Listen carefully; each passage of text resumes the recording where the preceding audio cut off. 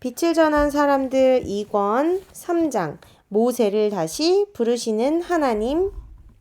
사방이 산으로 둘러싸인 곳에 모세는 홀로 앉아 있었습니다. 이른 시간이라 사방이 고요하기만 했습니다. 모세는 홀로 하나님께 기도하며 이른 새벽의 고요함을 느끼고 있었습니다. 어느덧 산 너머로 밝은 태양이 떠오릅니다. 태양이 떠오르자 캄캄했던 주변이 밝아지기 시작했습니다. 조용하던 온 땅이 양들의 울음소리와 동물들의 울음소리로 시끄러워지기 시작했습니다. 저 멀리 모세의 천막에서는 아침을 준비하는 연기가 피어오릅니다.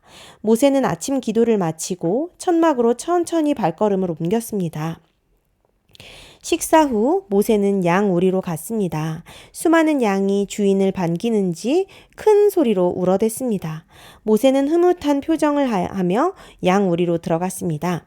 밤사이 무슨 일은 일어나지 않았는지 천천히 살펴보았습니다. 광야에는 사나운 짐승들이 많아 때때로 밤에 양들을 잡아먹곤 했습니다.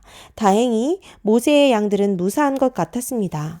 모세는 양들을 데리고 풀을 먹이기 위하여 길을 떠납니다. 목자가 가는 곳이 어디인지 알지 못하지만 양들은 목자의 뒤를 졸졸 따라다닙니다. 모세는 양들에게 가장 좋은 곳이 어디인지를 잘 알고 있습니다. 한참을 걷다 보니 어느덧 푸른 풀밭이 나오고 그 너머로는 맑은 시냇물이 흐르는 넓은 평야가 나왔습니다. 이미 부지런한 몇몇 목자들이 양들을 데리고 와서 풀을 뜯기고 있었습니다.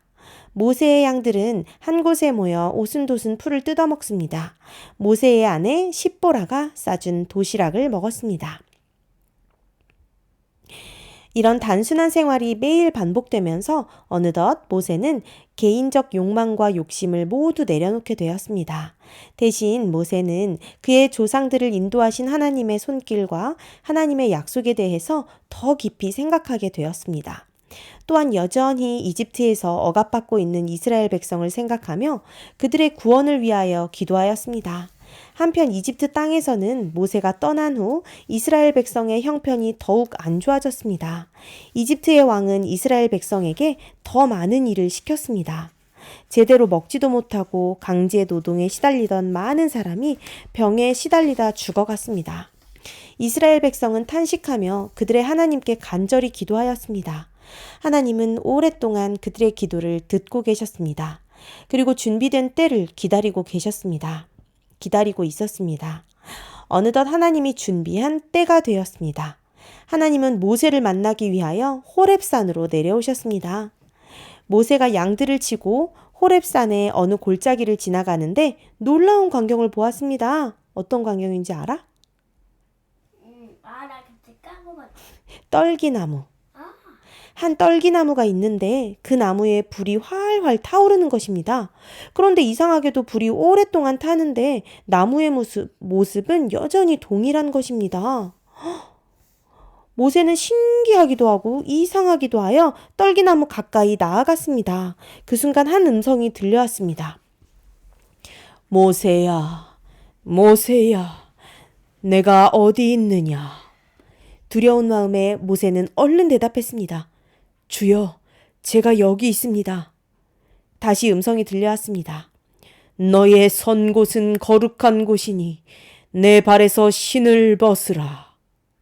모세는 그 음성에 즉시로 순종하여 그의 신을 벗었습니다. 나는 너의 조상의 하나님, 곧 아브라함의 하나님, 이삭의 하나님, 야곱의 하나님 여호와니라. 내가 너를 부르러 왔노라. 내가 이스라엘 백성의 고통을 보았고 들었느니라. 내가 그들을 그 땅에서 인도하여 아름답고 광대한 땅, 젖과 꿀이 흐르는 땅으로 인도할 것이다. 이제 내가 너를 이집트로 보낼 것이니 너는 가서 내 백성 이스라엘 자손을 이집트로부터 인도하여 내어라. 모세는 두려웠습니다. 얼마나 두렵던지 차마 고개를 들지 못하고 엎드려 벌벌 떨었습니다. 모세는 떨리는 음성으로 제가 무엇이라고 이집트 왕에게 가서 이스라엘 백성을 인도하여 내겠습니까? 라고 대답하였습니다. 하나님께서는 모세에게 다시 말씀하셨습니다. 내가 정녕 너와 함께 있으리라. 내가 백성을 이집트에서 인도하여 낸 후에 너희가 이 산에서 하나님을 섬기리니 이것이 내가 너를 보낸 증거이니라. 하나님은 모세에게 그가 앞으로 해야 할 일에 대해서 자세히 말씀해 주셨습니다. 하지만 여전히 모세의 마음은 두려움과 근심으로 가득 차 있었습니다. 여러 변명을 둘러대며 자신에게 주어진 사명을 피하려 하였지만 하나님은 이미 모세의 모든 걱정을 아시고 그에 대한 대비책을 말씀해 주었습니다. 모세가 생각하기에 이제 더 이상 도망갈 구석은 없는 듯이 보였습니다. 하나님의 말씀에 굴복할 수밖에 없었습니다. 모세는 결국 하나님의 말씀에 순종하기로 마음먹었습니다. 하나님은 모세를 돕기 위하여 모세의 형 아론도 부르셨습니다.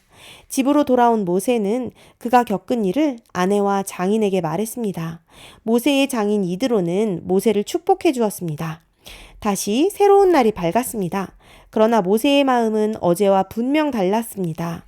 어제까지만 해도 마음에 충만했던 평안이 오늘은 두려운 마음과 사명감으로 무겁게 내리누르는 것 같았습니다. 하지만 모세는 하나님의 말씀과 약속을 떠올렸습니다. 내가 너와 함께 하리라. 하나님의 이 약속은 모세에게 다른 어떤 무기보다도 큰 의지가 되었습니다. 모세는 두렵지만 용기를 내어 이집트를 향한 첫 발걸음을 내디뎠습니다. 모세가 광야에서 보낸 기간이 몇 년인지 알아요? 모세는 광야에서 40년의 시간을 보냈습니다. 모세가 이집트인을 죽이고서 이집트에서 떠날 때도 몇 살이었는 줄 알아? 40살. 그러니까 모세가 이집트에서 산 날도 40년, 광야에서 산 날도 40년. 80년 살았네. 어쩌면 그 긴 시간 동안 모세는 하나님으로부터 잊혀졌을 거라는 생각을 했을지도 모릅니다. 그러나 모세는 40년의 시간을 좌절과 절망으로 보낸 것이 아니라 하나님과 가까워지는 시간으로 삼았습니다. 성경에 자세히 기록되어 있지 않지만 매일 아침 저녁으로 모세는 하나님과 동행했습니다. 광야의 고요함이 하나님을 만나기에 더없이 좋은 조건이었습니다. 모세는 잘 몰랐지만 그 모든 것들이 모세를 위한 최고의 시간이었습니다. 그렇게 준비된 모세를 하나님은 정한 때가 되었을 때에 찾아오셨습니다. 불타는 떨기나무의 기적은 적막하기 그지없는 광야에서 모세의 눈을 끌기에 너무나도 훌륭한 볼거리였습니다. 모세는 불타는 떨기나무에 큰 흥미를 갖게 되었고 그곳으로 나아갔습니다. 그리고 하나님의 음성을 들었습니다. 하나님의 부르심은 모세에게 큰 충격으로 다가왔지만 모세는 하나님의 부르심에 순종할 수밖에 없었습니다. 어린이 여러분, 지금 이 순간에도 하나님은 여러분을 하나님의 용사로 준비시키고 있습니다.